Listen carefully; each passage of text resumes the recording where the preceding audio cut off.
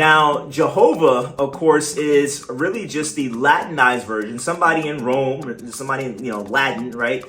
They decided to, hey, we're going to make up our own vowels, and we're going to call them, we're going to put these vowels in here and call it Jehovah. And so when I was speaking to the brother, obviously I referenced all of this and I pulled all the references and showed him, hey, this is what it says in Google. Of course, he can show me in the Bible where in the English version of the Bible, it uses the term Jehovah. And he's like, see, it's right here. It says, God's name is Jehovah right here in the Bible. But I said, brother, do you even know the origin of that name? And he didn't, right?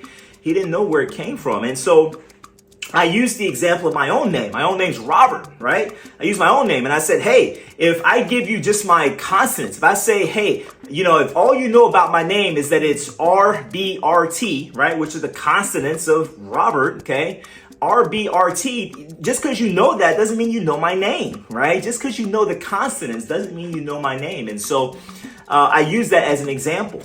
And so, but what was interesting was that he just wouldn't admit that he didn't know God's name. He just refused to admit that. And I told him hey, it's not a bad thing to say you don't know, right? It doesn't make you any less devoted. It doesn't make you any less committed to your faith. It doesn't make you any less Christian or Jehovah's Witness to say that you're really not sure if Jehovah's his actual name.